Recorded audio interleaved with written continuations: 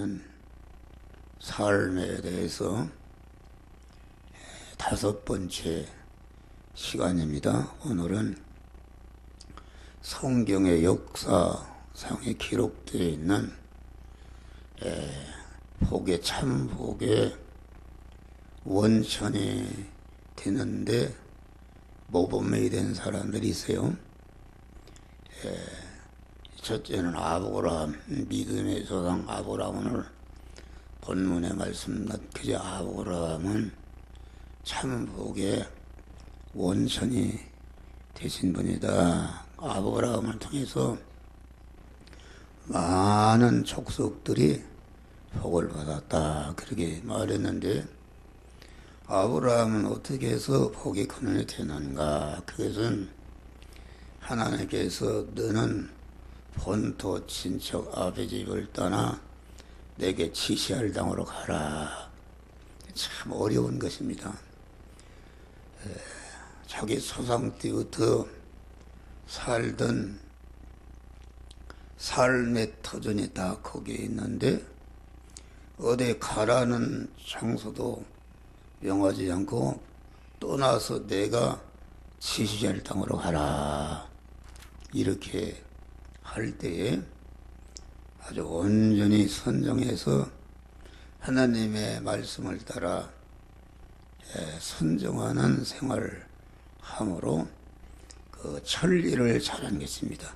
하나님과의 관계, 우리가 하나님과의 관계는 하나님이 말씀과 성령으로 우리에게 임하시는데 오늘날도 하나님의 성령이 목사를 통해서 가르침 받아서 자기 심령에 말씀을 새기고 새겼던 말씀을 여러분들의 가정생활에서 교회생활에서 육신의 의식주를 구하는 현장에서 그 말씀을 선정해서 자타 구원을 이루는 것이 복의 근원이 되는 것이다. 그런 말이에요.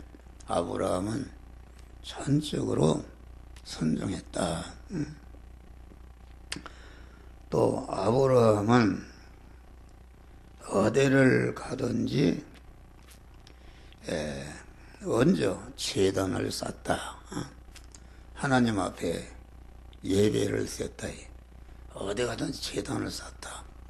다시 말하면은 그것은 하나님 중심의 생활이요 제단 중심의 생활하는 것이다. 이 복이라는 것은 하나님께서 제단을 통해서 주시는 것이다. 그래서 자기의 복을 주시는 제단을 귀히 여기고 제단을 사랑하고 제단에 나와서 자기의 몸을 하나님께 드리게 되면은 반드시 아브라함과 같은 복이 근원이 되는 복을 주신다. 그런 말이에요. 제단을 이리 바꾸고 저리 바꾸고 그런 것은 참 좋지 않은 것입니다. 그것이 이리 갔다 저리 갔다 할 때는 모르는데 10년, 20년, 30년, 40년 지나고서 자기의 살아온 그 뒷길을 살펴볼 때 그 제단을 이리 바꾸고 저리 바꿨던 것이 얼마나 손해요. 복을 받지 못하는 것을 깨닫게 되는 것이다. 그런 말. 나는 어머니 뱃속에서부터 믿었기 때문에 그런 것을 많이 봤다. 그런 말이에요. 그래서 우리 성도들이 자기에게 복 주시는 그 제단을 바꾸고 이리저리 가는 사람은 절대로 형통치 못하는 것이다. 우리는 제단 중심의 생활을 된다. 맹자가 자기 자녀를 교육을 잘하기 위해서 맹자 삼천지어라. 자기 삶의 집을 3번이나 옮겨갔다.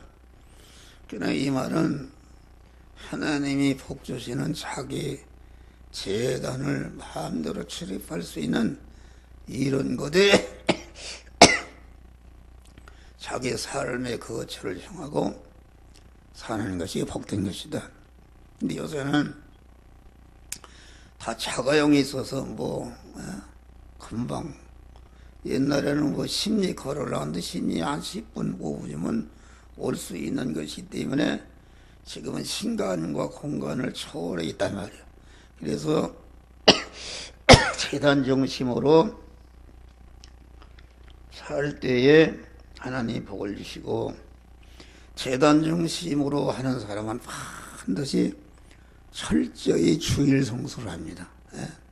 주일 성수라는 것은 철저히 주일 재단에 나와서 회개할 걸 회개하고, 그럴 때에 목사를 통해서 주시는 바 축복의 시하신 말씀을 잘 받고 그 말씀대로 행할 때에 복의 근원이 되는 이런 축복을 주신다, 그런 말이에요. 그러니까 재단 중심의 생활이라는 것은 예배에 성공하는 것이다. 자기 몸을 산 제사로 드리는 것이다. 자기 중심으로 자기가 자기 몸의 주인이 된 사람은 하나님과 원수되는 사람이, 하나님과 끊어진 사람이기 때문에 그것이 죽은 사람이다, 그런 말이에요. 그런데 목사는 설교부터도 한 주간을 살다 보면은 자기도 모르게 자기 중심으로 돌아가서 죽는 생활을 한단 말이에요. 그런데 우리가 자기의 재단에 나와서 한 주간을 돌아보면서, 주여, 내가 알지 못해서, 내가 연약해서 하나님 중심으로 살지 못하고 내 중심으로 산 죄를 회개할 때 즉시 하나님이 내 몸의 주인으로 딱 들어오셔서 생명이신 하나님과 연결이 되니까 산 사람이 된다 할래요. 너의 몸을 하나님이 기뻐하시는 산 제사를 드리라. 하나님과 연결 결합되니까 산 사람으로서, 산 사람이 되는 것은 회개할 때 되는 것이다. 회개할 때. 그래서 주의를 성수하는 사람 말씀을 잘 받고 말씀을 들을 때에 자기와 거리기는 죄성을 뽑고 회개하는 것이 이게 죽었던 사람이 살아나는데, 이 살아난 믿음의 사람으로 하나님 함께 예배 드릴 때에 하나님이 기뻐하시는 제사를 드린다. 할렐루야. 하나님이 기뻐하시는 제사를 드리면은 하나님의 영육간의 만복을 그에게 부어주시는, 축복을 주시는데, 아브라함은 이같이 제단 중심의 생활을 통해서 언제나 어디 가나 하나님께 먼저 제사를 드리고 예배에 성공함으로 복의 근원이 되었다. 모든 자기만의 모든 족속이 복을 받게 했다, 그런 말이요. 그리고 아브라함은 100세에 난 독자 이삭을 드리라 할 때에 모리아산에 드렸다. 그것은 무엇을 말하는가? 아브라함은 성부 하나님이 독생자 예수를 택한 만민을 구원하기 위해서 십자가의 제물로 드리는 이런 하나님 아버지의 그 참 믿음과 참 사랑을 가지고 이렇게 자기와 관계된 사람을 구원하는 일이 있다. 우리 예수님도 또 성부 하나님의 그 사랑과 은혜를 입어서 하나님 본체의 자리를 내놓고 자기를 비워 종의 형체를 입어가지고서 십자가에 죽는 일을 했는데, 아브라함은 하나님의 명령을 따라서 독자를 모리아산의 제물로 드릴 때에 그 성부 하나님이 독생자를 우리 구원을 위해서 내어놓으신 그 하나님의 사랑과 은혜를 이렇게 느끼게 되었다. 그 하나님이 택한 만민을 사랑해서 독생자를 내어놓으신 그 사랑과 그 은혜의 마음을 가지고 자기 관련된 자를 사랑해서 모든 족속을 복을 받게 하는 이런 역사가 이루어진 것이다. 그런 말이에요. 여기 보니까 또 아브라함은 여기 봐요. 이에 아브라함이 여호와의 말씀을 쫓아갔고 롯도 그와 함께 갔으며 아브라함이 하란을 떠날 때에 그 나이 70세였더라. 아브라함이 그 안에 사레와 조카 롯과 하란에서 온 모든 소유와 얻은 사람들을 이끌고 가나안 땅으로 갔다. 이 말은 아브라함은 자기 혼자만 받은 것이 아니라 자기 아내나 아들이나 종이나 모든 조카 롯이나 같이 데렸고 하나님의 말씀에 순종해서 천리를 잘하게 하고 하나님과의 관계를 잘한 거 아닙니까? 또 그 인간 관계를 물리를 잘해서 자기와 관계된 모든 사람들을 같이 이렇게 하나님과 동행함으로 복의 근원이 되게 하는 이런 축복의 사람이 되었다. 그런 말이에요. 그리고 소돔 전쟁이 이루어졌다. 자기 조카가 롯이 아브라함을 배신했어도 그를 미워하지 않고 주님의 사랑으로 그가 포로로 잡혀갔을 때에 자기 사형을 이끌고 목숨을 내걸고 자기 조카를 구해오는 이런 사랑의 사람, 관용의 사람, 용서의 사람, 참 주님의 마음을 가지고 자기와 관계된 자를 구원했다.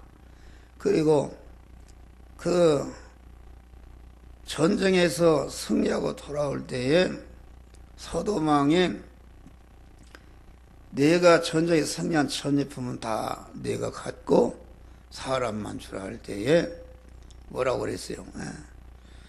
내가 부자가 되는 것은 소돔왕이 전리품을 주어서 부자가 됐다 이러면은 그 하나님의 명예가 훼손된다. 그걸 받지 않고 그만 사람만 받았다 말이야. 할렐루야. 그리고 돌아올 때 하나님께 11조를 드리는 철저한, 아브라함은 천리를 성공하고 물리를 성공하고 물질과의 관계를 소돔에서 얻은 모든 재산을 끌고 갔단 말이야. 그것은 자기의 재산을, 그 모은 재산을 다 하나님의 뜻대로 자타를 구원하는데 쓴 것을 우리에게 가르쳐 주는 것이다. 그런 말이야.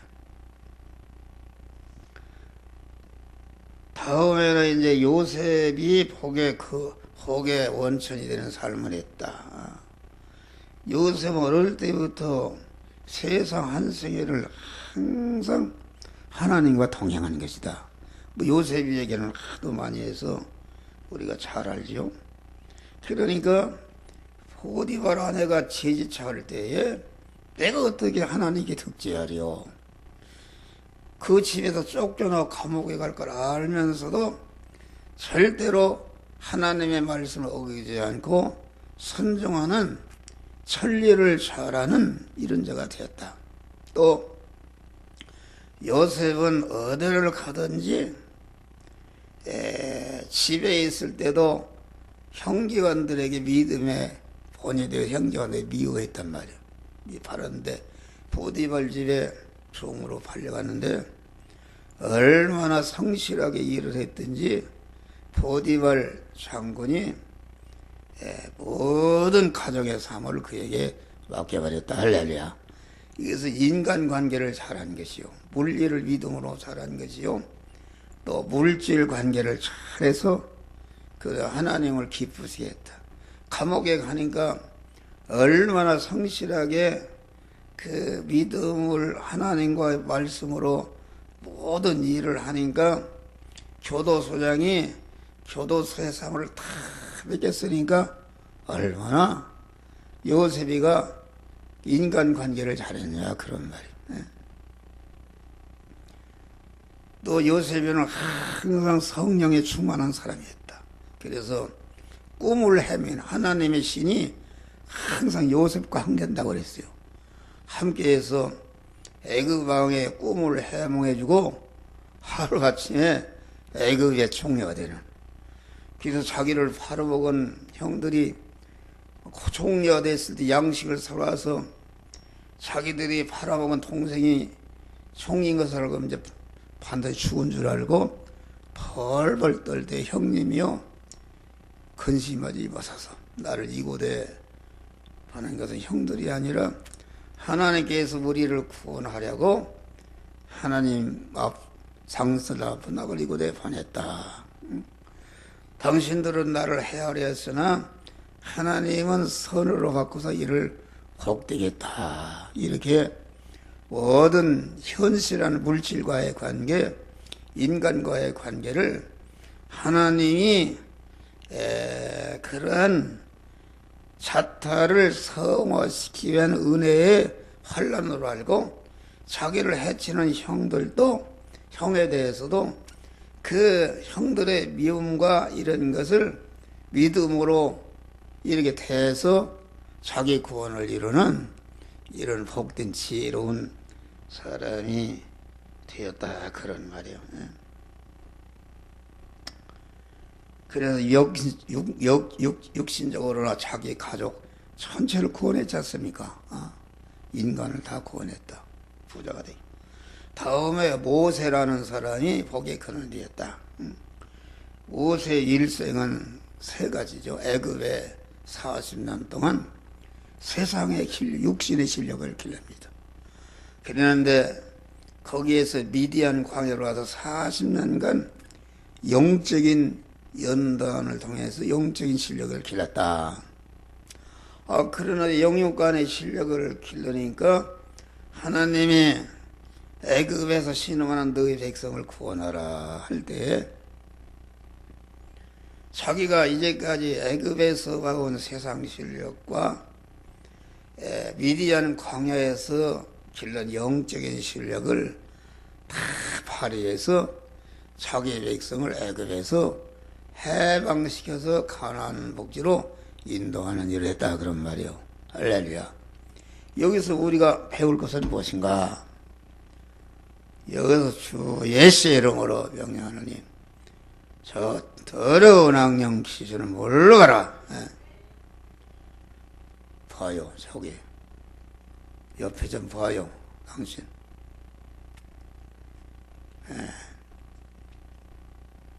그러니까 이것은 뭘 말하는가?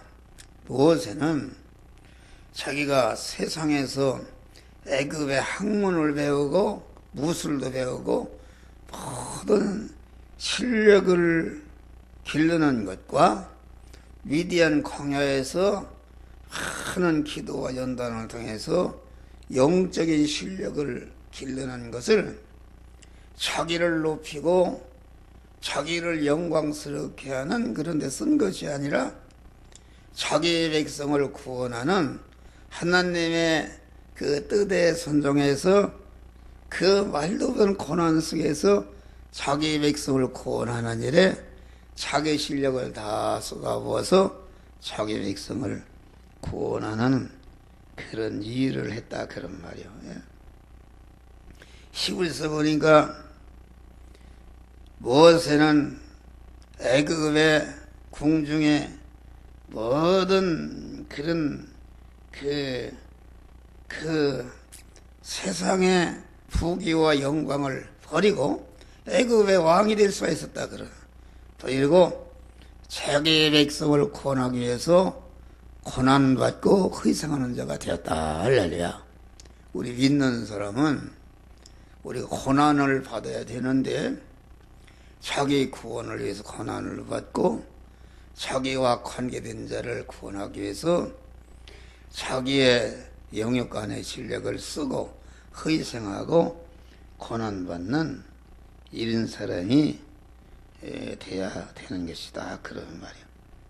이래서 우리는 설교하는 목사도 그렇고 우리 성도들이 다 아브라함같이 하나님의 죽더니 살라의 명령에 순종해서 자타구원을 이루고 아브라함같이 제단 중심의 생활하고 아브라함같이 독자 이삭을 드리지 자기 전체를 언제나 하나님께 산제사 드리고 요셉과 같이 하나님의 말씀에 순종하고 당하는 모든 고난을 이용해서 원망하거나 낙마 좌절하지 않고 그 고난을 통해서 자타를 구원하는 이런 참 믿음의 사람이 됐고, 모세와 같이 자기가 80년 동안 애굽 40년 80년 동안 길러진 실력을 가지고